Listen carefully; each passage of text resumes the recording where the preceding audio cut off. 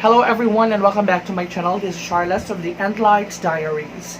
Today I'm going to be doing another video tutorial on how to install or activate the XIAOMI Wi-Fi Repeater 2. So stay tuned in.